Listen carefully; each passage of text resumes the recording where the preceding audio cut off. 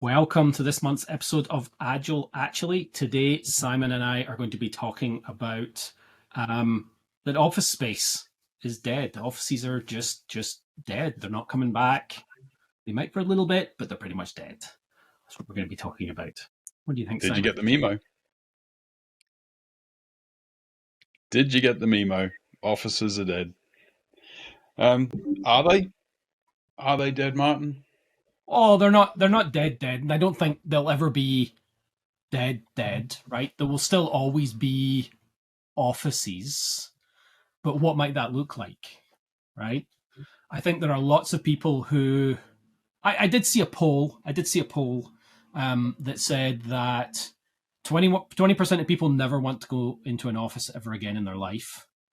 20% of people never want to work from home again in their life. And the 60% of people in the middle are like, I'll work from the office when I need to. I'll work from the office a couple of days a week, whatever's. But I don't, most people, 80% of people didn't want to go back to the office full time, was um, what the poll was talking about. So the pandemic proved we can work from home, Yes.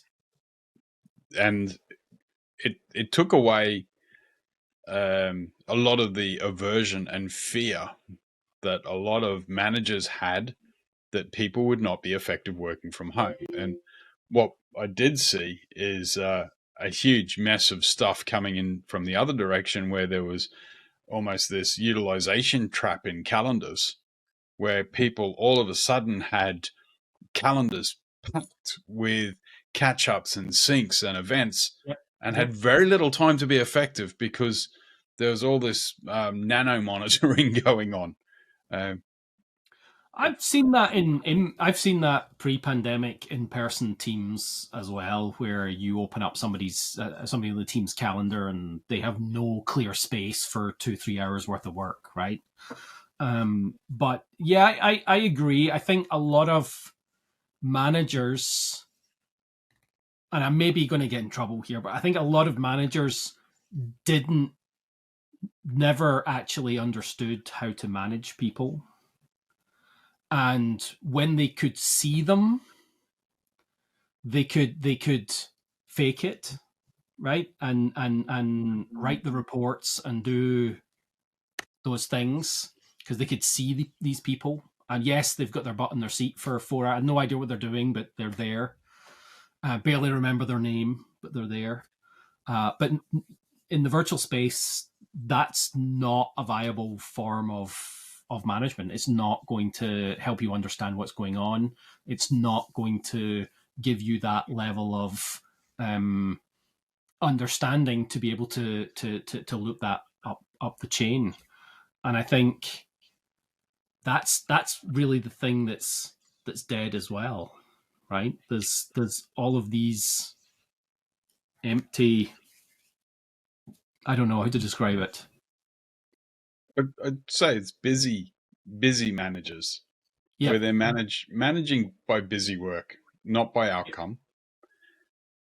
And I think this is relevant to us in the agile space. Is we've been banging the drum that we want more leadership and less management. I still think there is definitely a place for management. Yep. We need to understand what's going on. We need metrics in place for that, preferably value and outcome based metrics as opposed to busyness and utilization metrics. Yep. We need stronger connections in between our leadership people and our teams, and we want stronger positive connections between people in our teams. And to me, that's the saving grace of getting together. It's so much easier to build those human connections face to face when you're chatting about, oh, what are you going to have for lunch, or Yep. things like that. So lots I, of it's the balance, right? It's striking that balance. But and the I dangerous do. thing, I was going to say I do agree that um, for all of those in betweeny things that were that was how thing pre pandemic in order to fill that gap for poor quality management, right? That gap was filled by water cooler conversations, out for a cigarette conversations. I mean, I remember working at a large organization in Glasgow, and when I used to smoke, and I would be out for a cigarette, and the CEO would be out for a cigarette, and we would talk about stuff as if we were pals, right? And I was just a lowly 25-year-old developer, and he's a 40-year-old, 50-year-old senior executive. And he gets to find out a whole bunch of stuff that he maybe didn't know by just being pally with people around a cigarette. And it's much more difficult and deliberate, and needs expertise and skill in management to create those same experiences in the virtual world. Yep. My favorite book, there's a really good book on this topic. Well, I thought it was a really good book. It's called A Year Without Pants, and it's about a manager who went from a traditional top-down managerial in-office structure and went to work for Automatic. Automatic is the company that makes WordPress, runs WordPress.com, creates the WordPress application and a bunch of other stuff as well. And they have always, since they started, been a virtual organization. They have never had offices or office space, and teams get together maybe 1 or 2 times a year for an in-person event.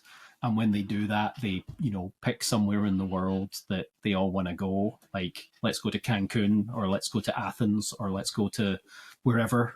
And they go have a week-long or 2-week-long event where they're working together and collaborating and doing those things that they wouldn't do normally. But most of the time, they're completely asynchronous. That's interesting. So when you do embrace this fully working from home, you're saying that you have to put in periods of structured connection. I think it's more than that. Not yes, you have to. So there's 2 parts. There is a in-person piece that I think you're not going to get away from. It's my recent experience of that was going to the MVP summit for the first time in 3 years.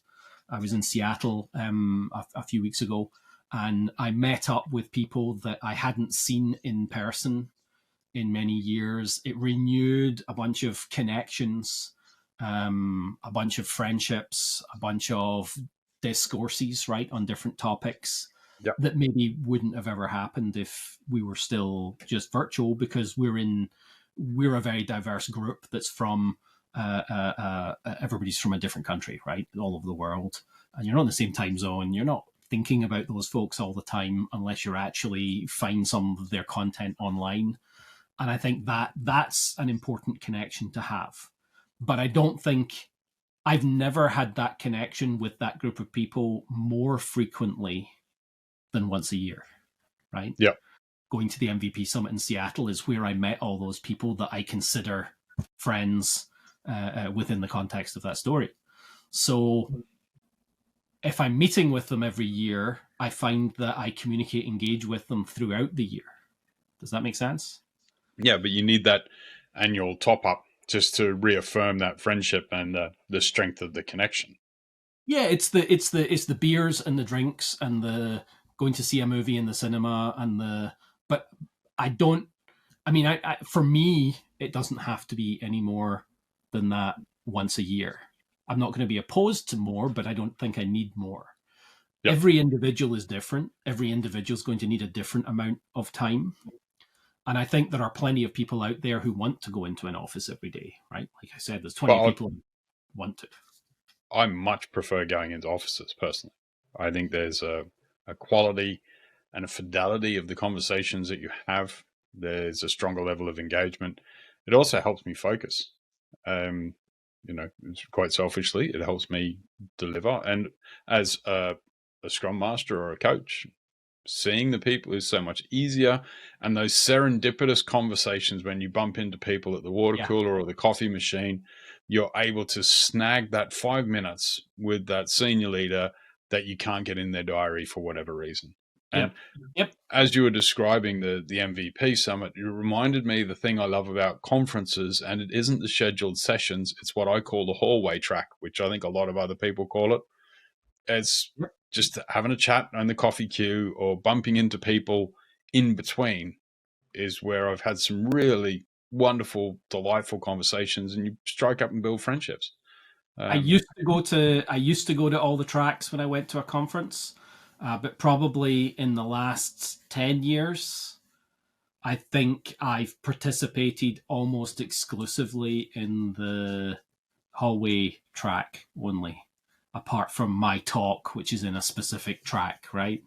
Yeah. And that has been the thing that I've found of value at those conferences. But the thing is, it actually doesn't, for me, I don't think it has to be the same people all the time, right? It just has to be people. Yeah. So I've been to that.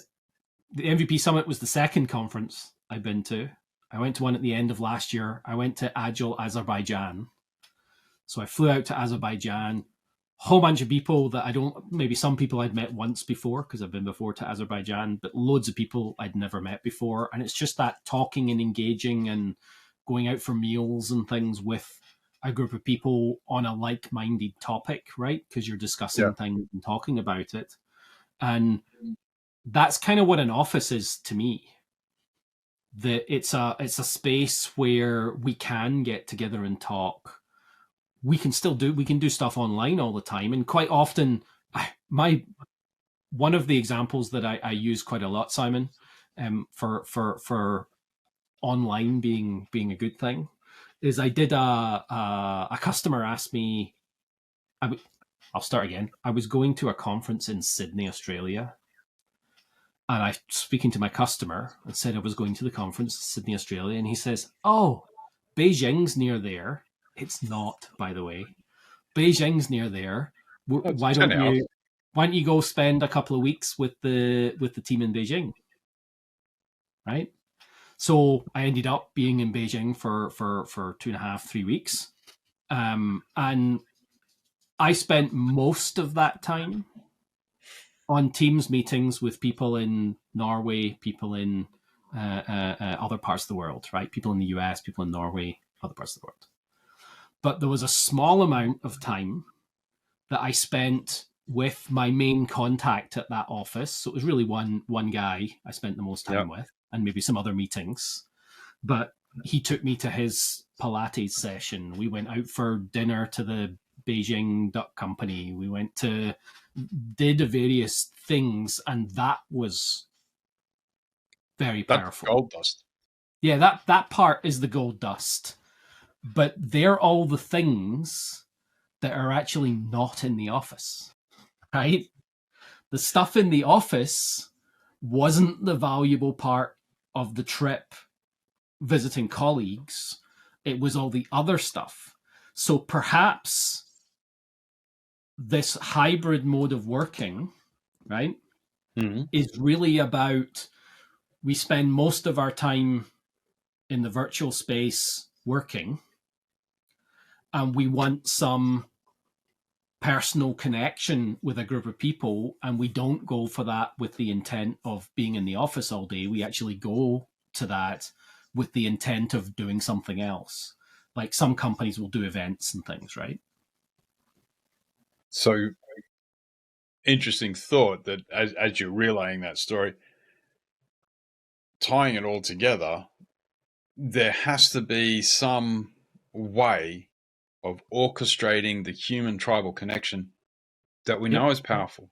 We know that it's super important to us as humans to connect and be part of a group. That's key. And the examples you've given is where you're connected to a purpose. And it's like Yep. these scrum.org face to faces. Ken, when he set scrum.org up, he wanted the face to faces to build that sense of trust in the community. And we've seen, we did do them virtually over lockdown.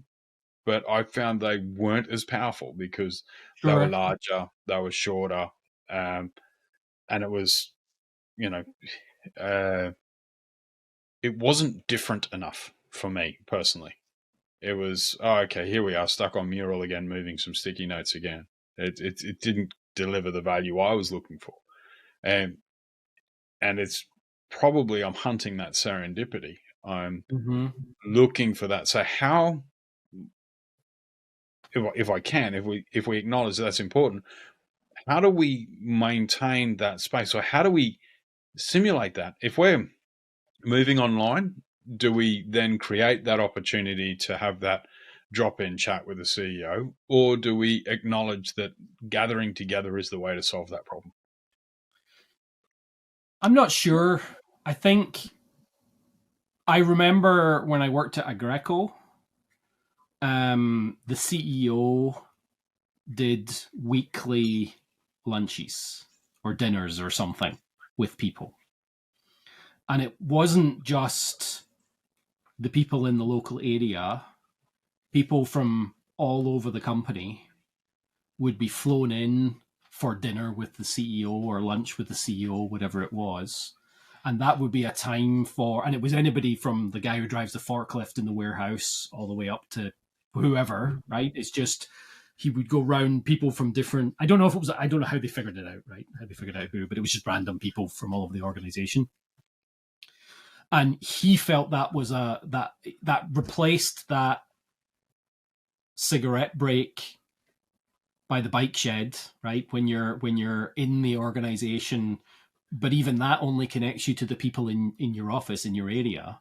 Yeah, And this is a way that he was able to connect with people all over. That was Rupert Soames, Winston Churchill's grandson, who ran Agreco for a while. Um, Very eccentric, but that's an eccentric thing to do, right? It's bring everybody in because it's not normal now. But maybe that's one of the things that should be.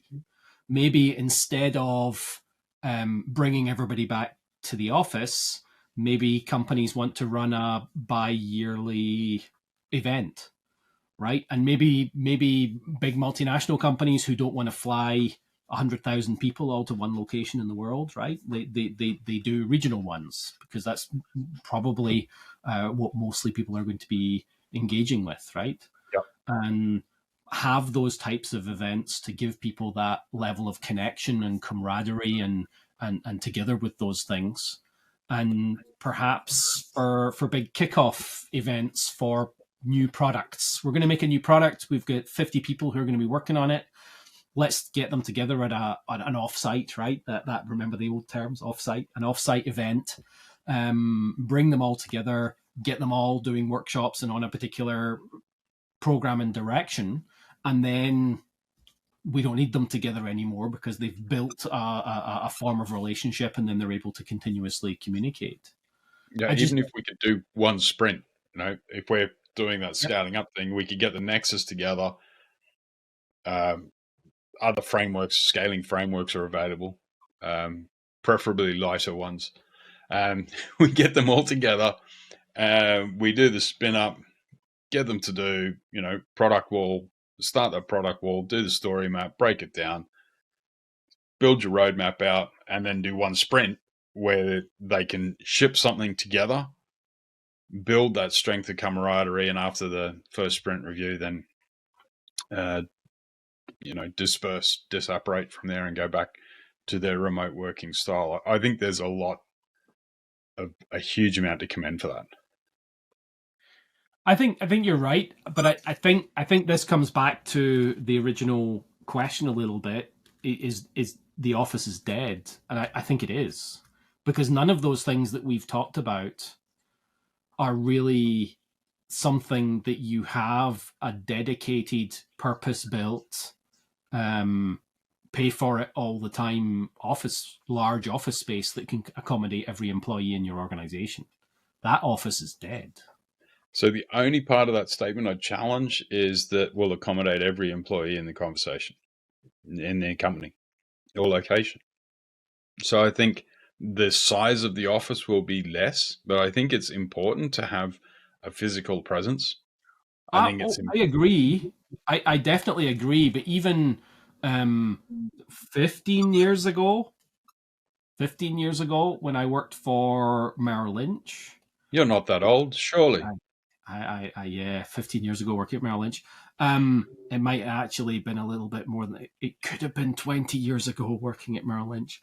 But they'd already started downsizing their office space to, I think they went to 70% capacity. I think Mm-hmm. that's what they talked about, was that they would have office space available in a region for 70% of the people in the region, and everybody else was to work remotely or do whatever's right. But I think there is a, I maybe giving away this idea, right? But I think there's this untapped market for something like temporary pay for office space, which I know exists in cities, but that's not in a city. So the one of the, you've been to Glasgow. It's quite a big place, right? It's not quite as big as London, but it's quite a big place. I love And George Bay. and if I want to go get ad hoc office space for my business, I want to rent a boardroom, or I want to rent A meeting room. a meeting room, or even just I want to spend a week working in an office because something's going on or whatever. I have to go into the city. I have to go into the city centre. That is the nearest place I can go to get that, because that's where those types of offerings are. It actually just noticed, as I'm saying that, I remembered the sign. There's an office space just around the corner from here, and they've now got a for hire meeting space, which is one of those. Yeah. But I think that's going to increase. Also, there's an opportunity for residential space. Like, if we're going to meet anywhere, why don't we meet in the Lake District? Or, Yeah. you know, Why would you want to go have the trauma of spending whatever? Anytime I've been to London, it's like it takes you so long to get anywhere in London and get from anywhere to anywhere. Wouldn't it be better to, and cheaper and more effective, to go rent some space at a hotel in the Lake District for a week and have a bunch of people come in and we do whatever games and stuff are available at the country hotel in the evening and the weekend, and you've got the week with internet and whatever, getting some work done. I think those are the types of events that are more likely to be effective for team building, more likely to be the model of the future. Well, I think that there's an elephant in the room as well that I know we disagree on quite vehemently. go on. And that's training. Oh, see, I love in person training. I think it Yeah. is far more effective. I think virtual training will get to about 80% effectiveness of an in person course. Well, and this is where I feel like we agree while disagreeing, right? I agree that virtual training gets you 80% there, right? I would, however, assert that when you offset that lost 20% against travel and location and format, I think it is more effective to do virtual training where, instead of doing 2 full days on site, I can do 4 half days, right? And I See, don't have to be on site for 4 days. Or I can, instead of doing 4 half days, I could do a 10 week, right? Immersive training with a meeting once a week, which I would only be able to do if I was hosting the training in my home city. and I think there are benefits, some, to doing that. I personally prefer the 2-day intensive block training. I think it is more effective. It's easier to remain focused. Uh, I I think having training followed up by coaching is very positive, and I can see where that's there.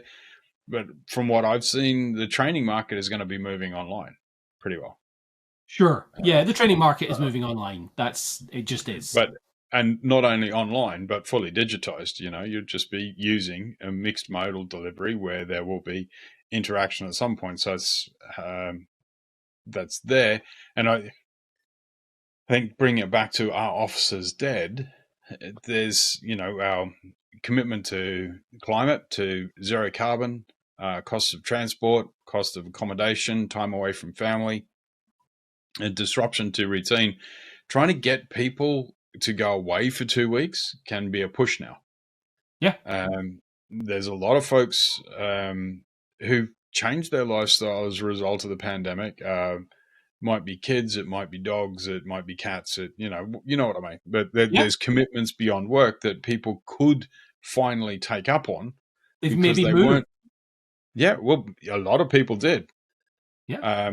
To the chagrin of some of the people in the rural communities, because you had this exodus of the online worker Sure. whose pockets were a little bit deeper than the person in the rural community.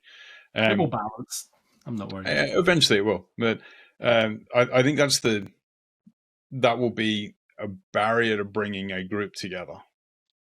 Is being able to balance out those things. So, But then but this is the thing. You then have to offer something more, right?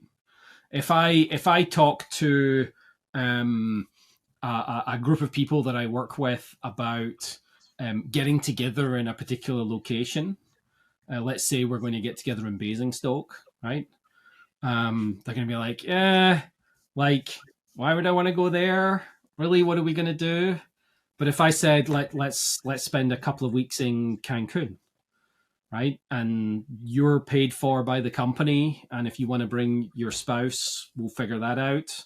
And people come out and they've got their families there, and it's like being at home, except they've got sun and sand and whatever else is available. Then I'm pretty sure it would be a lot easier to get people in the location. You have to make it desirable, right? And I think that's the difference between pre-pandemic and now, is that employees have realized that they don't have to do anything they don't want to.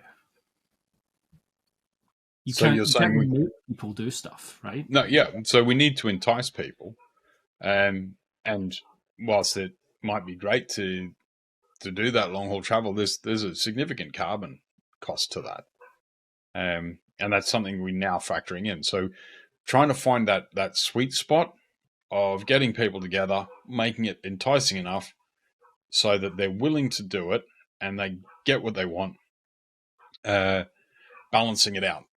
Yeah, yeah. Um, My default awesome place is Cancun because my wife's from there, right? So that's usually why I pick Cancun, and it's really nice there, right? well, And it's always good to go and visit family. but I think, how many people would let's say take the work says we're going to go for Cancun for 2 weeks. Would you like your flights to come back 2 weeks later than that? So you take your 2 weeks vacation at the straight after, and they spend that in Cancun, right? And then you don't have you're minimizing the carbon footprint. You're But minimizing that. Yeah. you're also just taking a whole group of people out of it work for 2 weeks. So how good's your business contingency plan to be dropping a good chunk of your workforce for a month? Well, Sure. two And weeks I they're working, 2 weeks are not. So okay, but I know lots of organizations that, especially in the digital space, that close down over Christmas and they'll take 2 weeks off at Christmas. What's that to taking 2 weeks off another time for continuity the rest of the time, right? It's something that they would be able. Businesses just don't like surprises, right? yeah, so we can If plan around it, right? plan around it. If 20 people in the company said we want the same 2 weeks off, and it's not something that they're planning and instigating for, they're like, shit, what are we going to do? But if it's part of the plan, we've been planning this for the last year, or we do the same 2 weeks every year, right? Which is just before everybody goes off in the summer holidays. So the place we pick, maybe the we offer everybody else, well, do you want to just extend it for 2 weeks and be there for extra time? And we pick somewhere cool enough that most people want to do that, right? And it becomes a business perk. It becomes an employment perk that Yeah. we go away every year and we hang out for 2 weeks, and then we don't hang out for 2 weeks, but maybe some people do because they actually like each other and are friends anyway, and their kids play, and it seems to me like an interesting idea. I mean, it's just that we're spitting here, right? We're Yeah. but I think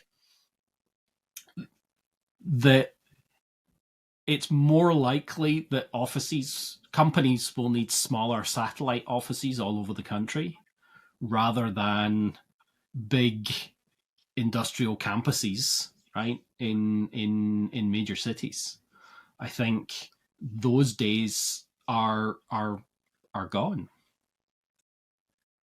Because there's it's interesting. This might sound crazy. I realized after the pandemic how productive I was in my commute. Because if I was going into London, it's about an hour and a half for me from leaving home to being at the client Yep. site. 15 minutes drive. All right, you just drive. But then once you're on the train, you had a nice block of an hour. You could put your headphones on and you could do something constructive. You could read, you could write, you could reflect, and clear the inbox, all that sort of thing. Similarly, the next trip, it gave me more reading time. When I arrived, I was spun up. I was in the mode. Similarly, on the way back home, I was doing other stuff, cleaning up, so that when I walked in, I was home. I was done. Uh, Yep. One of the challenges of working from home, your commute is about 1 nanosecond, where it's just literally as soon as you walk out of that door, you're changing your modality from work to father, husband, dog owner, whatever. And so that's one of the benefits I found commuting, just carving that space out to read. And of course, we can all have discipline to read and write and listen to more stuff. There's that. Sure, but Giving, that's a learned psychological technique, right? I mean, and it's absolutely fair. I used to work with a guy. I worked in an office many moons ago where people were allowed to wear whatever they wanted to work. It's just whatever they wanted. And I'm a polo shirt and slacks kind of guy. That's my comfort zone.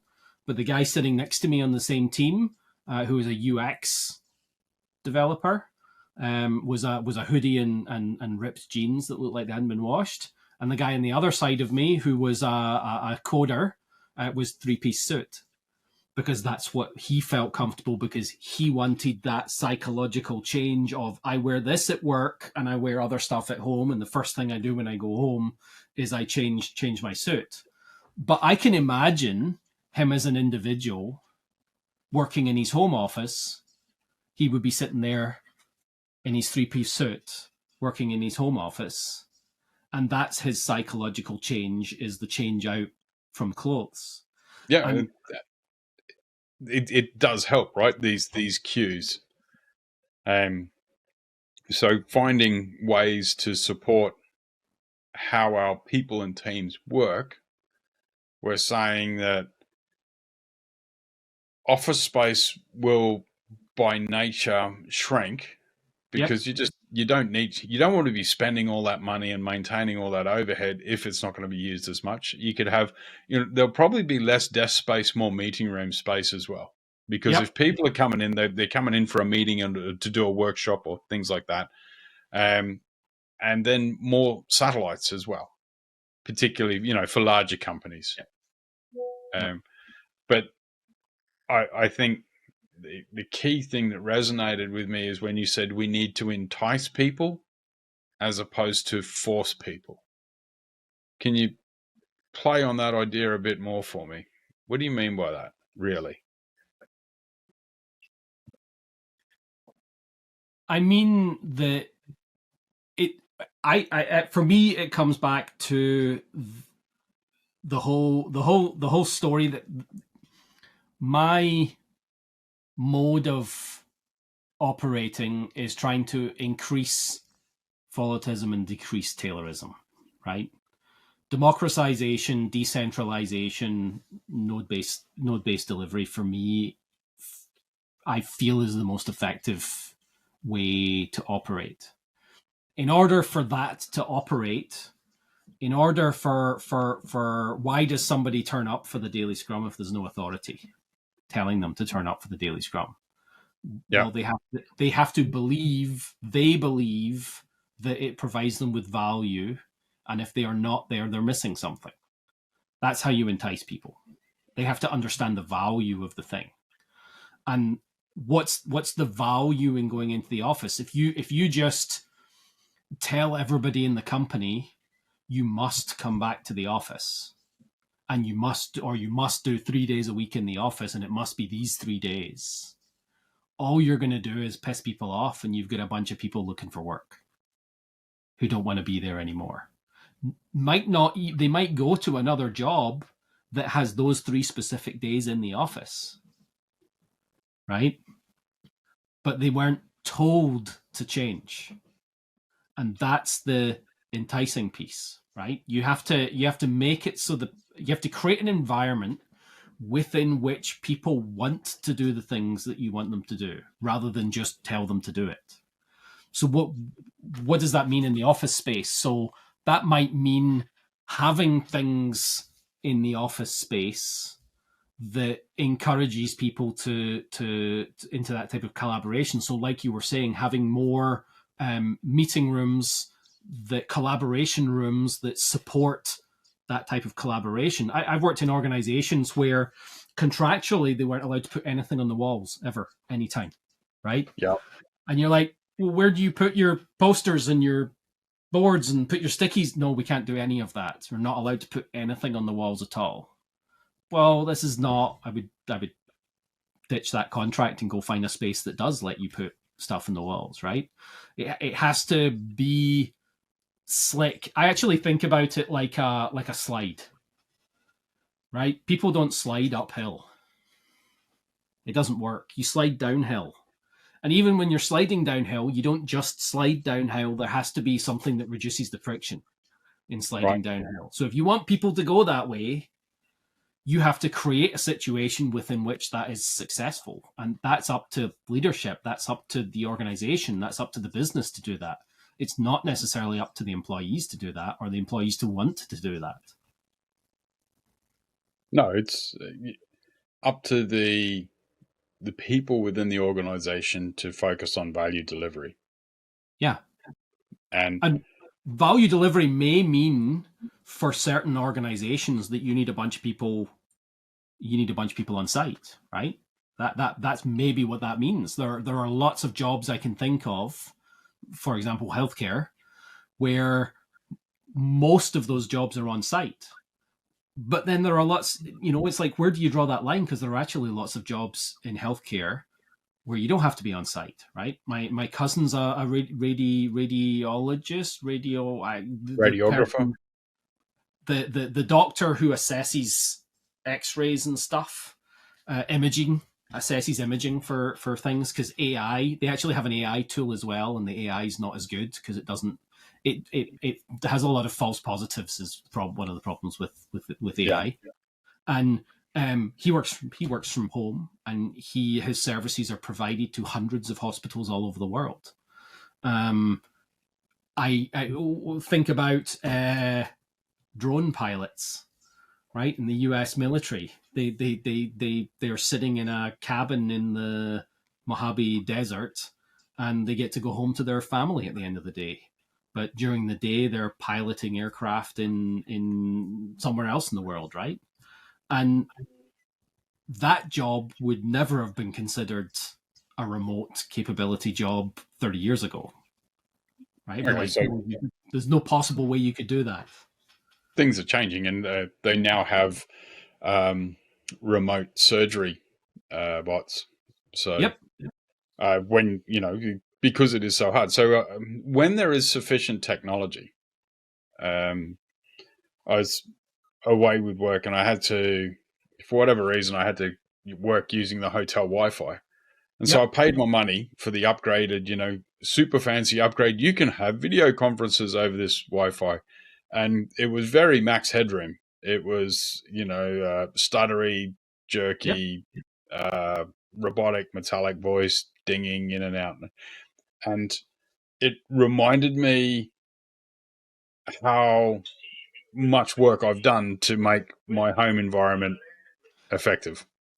Yeah. Do you remember even the days of working in the office and trying to share the internet with everybody else in the office, and it was crap? Because I remember those days, even working in IT companies where the internet bandwidth in the office, because you've just got lots of people on a particular limited size pipe. And unless Yep. you buy, the organization's willing to fork out 20, 30,000 for leased line capability, that's pretty much what you're getting. You're sharing a standard internet connection, which is what you would have coming into your home.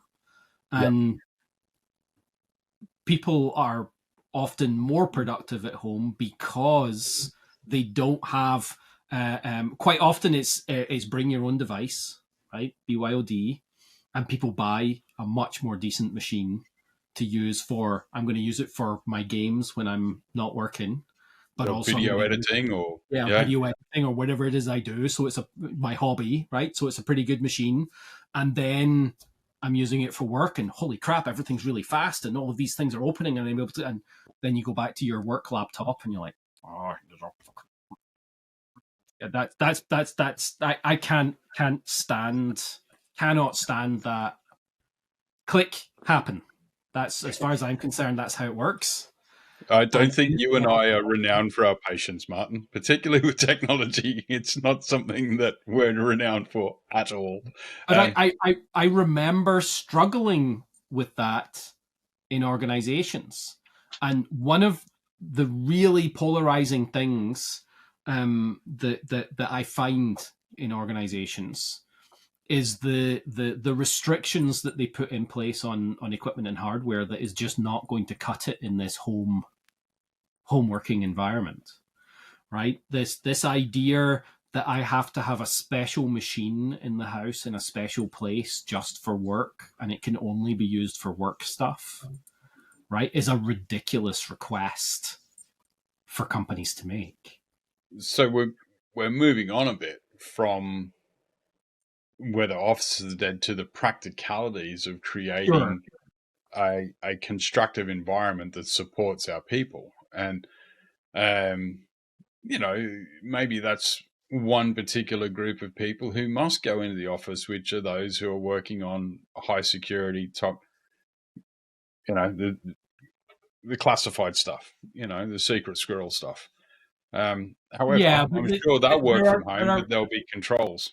that's a in reality that's a tiny percentage of the people that work in offices in this world, and I think that too many companies believe their own BS, that their stuff is of some kind of secret, super secret squirrel that needs the same level of security that the RAF have for their, you know, secure servers. It's just an unreasonable um, expectation, right?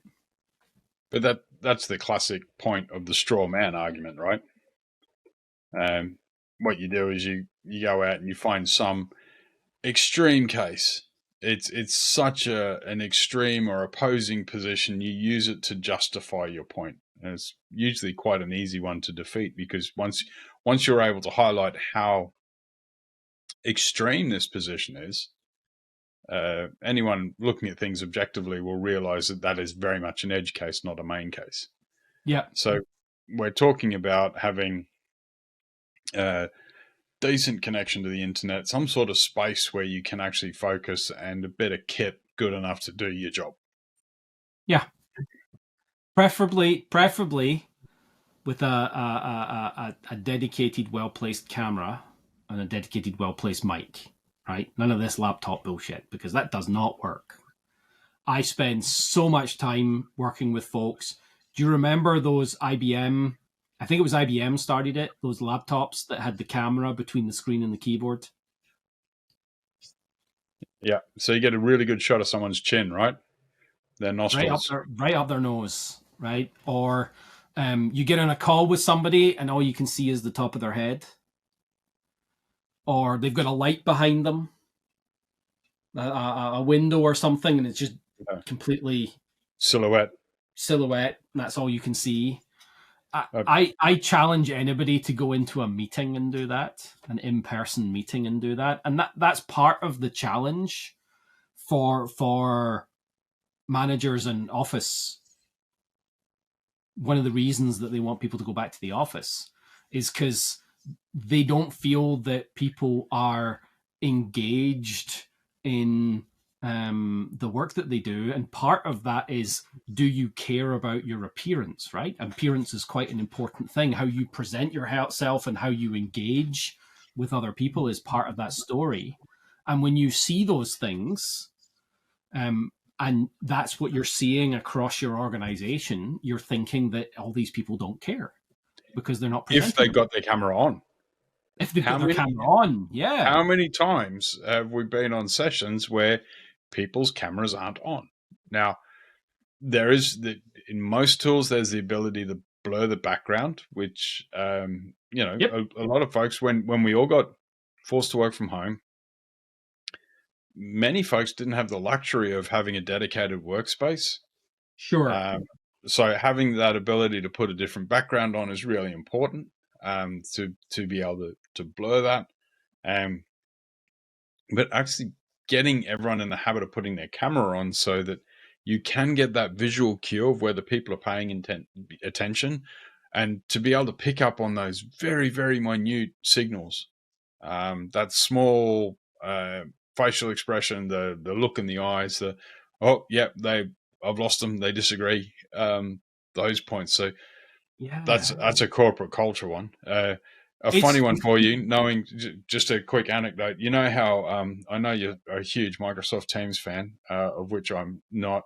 They put in a monitoring thing where it would detect whether you're present or something.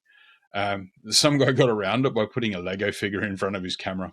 Absolute genius, because it used the face of the Lego figure as facial detection. Um, and that's I if you force stuff, people will find a way around stuff. yeah, that's why you can't force stuff. People have to want to do it because they feel there's value in doing it. Um, I I don't I don't force people to put their camera on when I'm training, but I explain to them that the way I teach, I use the facial expressions of the people that I can see to help guide and inform my decisions while I'm training. Yep. So if there are only 2 people out of 8 with their camera on, I'm teaching to those 2 people who have their camera on, and their facial expressions, their level of understanding, their level of not understanding, right? Because somebody's sitting there going, oh, I don't understand what that is, right? Yeah, exactly. That they're who I'm teaching for because they're the ones that are present, Yep. and everybody else is just there. They're bystanders to the training class, not participants in the training class. Well, I invite people then to engage in a manner which is then comfortable for them. So whether that's using chat, speaking up, just get involved, right? And I I had a training the other week where, due to their corporate security and setup policies, they were unable to use video, yep, and due to their network setup policies, they were unable to go on audio. So out of a class of 10 people, no, 11 people, 9 of them couldn't do couldn't turn their audio on. or the video.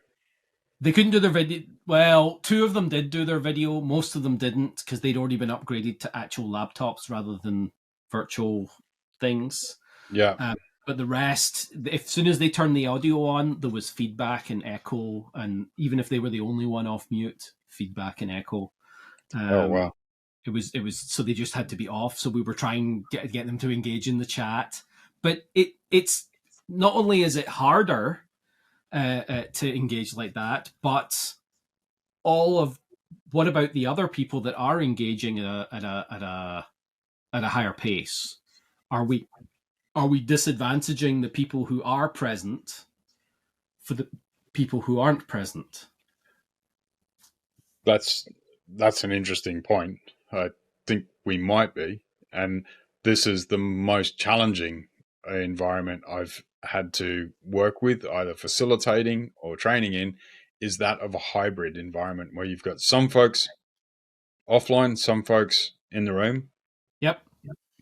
It worked well where we had one person, they were isolating because they're about to go on honeymoon, and we had a dedicated person wandering around with either a laptop or a tablet or something, and they were their physical avatar in the room, so they're able to walk around and see the assets that we're using, and at times they're holding themselves the computer up with that person's face so that they other people would then look at the camera of that device as that person. So that worked really well in a larger group setting.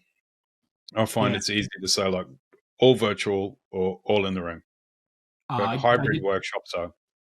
I did a class for Microsoft, and one of the days, two of the folks turned up in a conference, a Microsoft Teams room, the Teams room thing with the video Yeah, conferencing yeah, stuff, and they were sitting in there, and I'm like, right, time for breakout room, and they're like, because they're gonna might end up in different breakout rooms, right? And they're in the one room, so how do you facilitate? And they had to switch to being on. Luckily, Teams is clever enough not to put the rooms in breakout rooms because that doesn't make any sense, right? So it's clever enough to skip that they don't count as a person. So they just joined on their laptops, and then it was able to. But I could still see the room with them in it while they were in the breakout rooms. It was yeah, very yeah, yeah. strange. But I think Microsoft's doing a bunch of work in Teams in the hybrid space. They've gone full permanent, whatever you want. That's their corporate policy, is whatever you want. If you want to come into the office, come into the office. If you don't want to come into the office, don't come into the office. Whatever's right. So they have hybrid meetings. They have all of those things in house, and they're implementing a bunch of features in Teams that they've been talking about for a while. The mesh stuff, and also the off-camera stuff. I showed you that, Simon. Do you remember? You've kind of got the talking head avatar, so you don't have to be on camera, but you're more Yeah. present. And it because some people don't want to be on camera because of, like, sometimes I don't want to be on camera because I've got a bad hair day, and sometimes I just don't feel up to people looking at me. Right? Sometimes you just don't feel up to it. It's draining, but the interesting thing is if you're in the room, if you're at work, that wouldn't be an option, right? If you wanted to be in the meeting, you'd get your butt in the room. It's how we deal with this balance of freedoms and choices in a supportive, humane, and systemic way is key. And I think it needs to be objective and systemic. And we need to support it so that we can get the value that we need. And the examples that we're tending towards in the end, where people don't want to do this, don't want to turn their camera on, don't want to behave like that, that adds really strong support to leadership's argument of going, well, get in the office then. Mm-hmm. Because I think there has to be the accountability of the people, that if we're working from home, that we'll play the game. We'll do everything we can to make it easy for people to connect to us, easy to engage. But having said that, there's all these messaging tools, Slack, Teams, etc. Yep. I find them exceptionally distracting. It's like social media at work. You can just open it up and disappear down a rabbit hole for 3 hours and not do anything productive. So I have to really manage my time to make sure I don't open too many of those things. I don't think I have that problem because I turn off all of the notifications for those things. So I actually miss a lot of things that I should pay attention to because I just turn off the notifications. But I think this comes back to um, the book that I mentioned, A Year Without Yeah. Pants.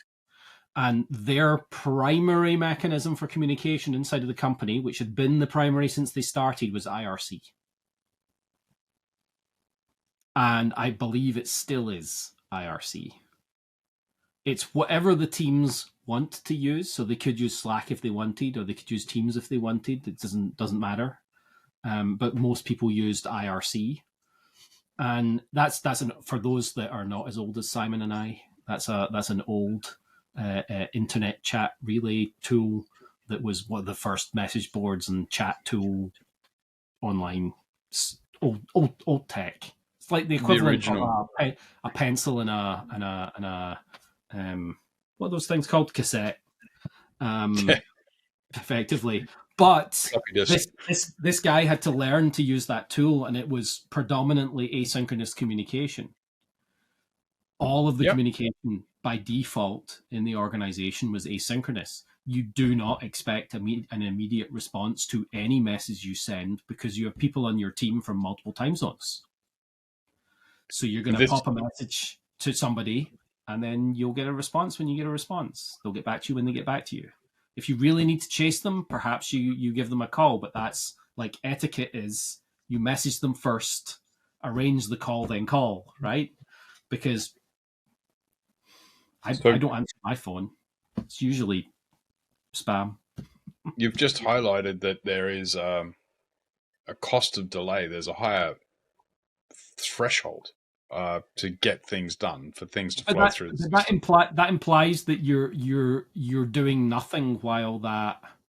So for things where you have that predefined thing that we're doing, we know when our sprint reviews are, we know when our dailies are.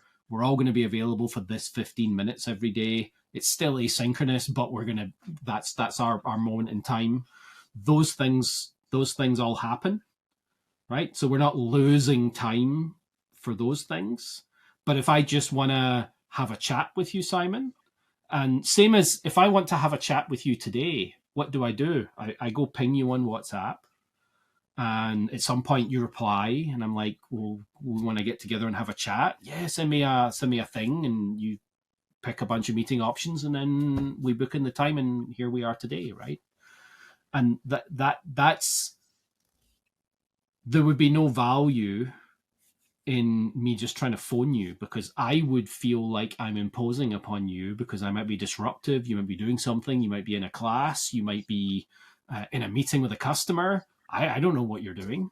And it's not respectful of your time to think that you should be on demand when I want your time. So to circle that back, then what we're saying is we need protocols. Yeah. Working agreements. Yeah. So working agreements or protocols.